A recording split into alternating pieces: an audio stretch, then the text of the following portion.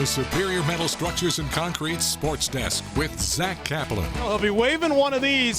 Seth Jarvis represented on tonight's towel, trying to make the crowd hear him. They were loud at the beginning of game one, but not after that. We'll preview this game, wave some towels. 517 pounds, meaning Big Trouble, earned themselves a big payday. Just over $800,000 for the fabulous Fisherman's Prize. Who's playing who, where are they playing, and when are they playing? We got all those answers for you. Don't worry, we got the information for all the teams from across the state. And we also had Pirate Baseball with a flair for some March Madness of their own on Sunday. I think we both looked at each other in the middle of the game and said, what is going on here? But this is a game that, Pirate fans will cherish and appreciate, especially the ones that made the trip, sat out here in the cold, and were rewarded in the end. The 266th Battle of the Blues between 4th-ranked Duke and 14th-ranked Carolina was one that both Carolina and Duke fans won't soon forget. Winners of our backyard brawl this week, James Keenan. Coach, it was a bugaboo beating these guys for a while. Now back-to-back wins over your rivals from across the river. How sweet is this one? It's been a long time coming for Panthers fans who've had to endure quite a bit since the 2016 NFC Championship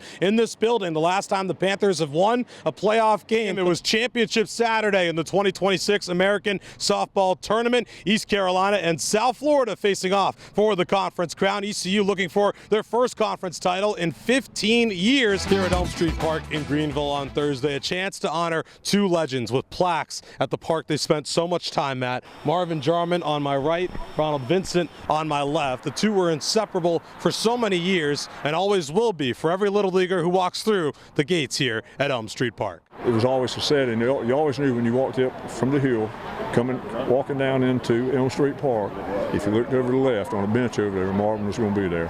He was always there. It was a sort of a common effect or a warming effect. I always knew Marvin was here. This week marks 2 years since Marvin passed away, but now just a few steps away from that bench, the legacies of two longtime friends, both intertwined in Greenville lore. On Thursday, with friends and family in attendance, the city of Greenville and Greenville Little League paid tribute to the duo. Well, I talked to him about doing that thing for Marvin up there, and they said, you make sure you have both pillars for Marvin because somebody was trying to, but he comes back about 2 weeks later and said, we're going to have two pillars, one for Marvin and one for you. And I said, okay, we'll do that. And it's been, it's been a great, have your name down here, especially after all this place has meant to me and Marvin over the years. It's a great thing. Just how special RV was to Marvin and vice versa, and we go to lunch with RV, at least 1 or 2 times a week, and Marvin is always a topic at some point during the meal of, what would Marvin have thought about this or that kind of thing. Which of course raises the question, what would Marvin think if he were here today to see these plaques unveiled? Listen, this should be another day for Marvin. Marvin has had so many awards, has done so many things, accomplished so many things. He's always likes to be in the spotlight. He always likes to talk to people. He loves talking to people. This would be another good day for Marvin.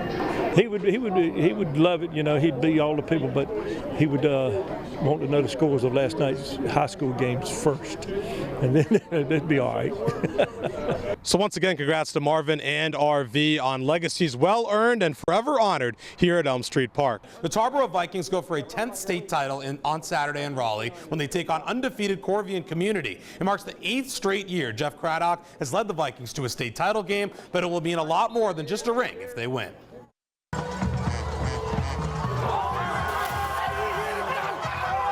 There are many things that associate this Tarboro team with so many Viking squads that have been championship caliber. They've only allowed 12 points in their entire playoff run thus far, and now Jeff Craddock wants to send his seniors out the right way as they play in one final game on Saturday. I want it for them more than anything, but they also know that wanting it and getting it's two different things. To be able to celebrate with this group of seniors would be something very, very special that I'm sure I'd remember forever. It's a dream to make it this far, and I've made it all my 4 years. So it's a good feeling to just be able to do it again, because not many people get this opportunity to make it. Everyone wants to go out as a senior on top. And that's bragging rights for the senior class. It's been a lot of hard work. You want to earn your own. You work so hard, you want to go out the right way. Going out the right way means a little more this year to Craddock. He has coached the sons of many at Tarboro High School, but on Saturday he'll have one final chance to coach his youngest son, Cole. And it was something Cole said post-game after an Eastern Finals win over Wilson Prep that has stuck with the normally stoic head coach. You know, he's a great coach. Everyone knows that. He's even a better father. I love him to death. You know, I want to go out the right way with him. You know, it's been a pleasure growing up around Tarboro football all my life. That's my last home game. But he's a great coach. Like I said, better father. You know, he made a comment about me being a great dad, and say the same about him, meaning he's a great ball player. He's a better son.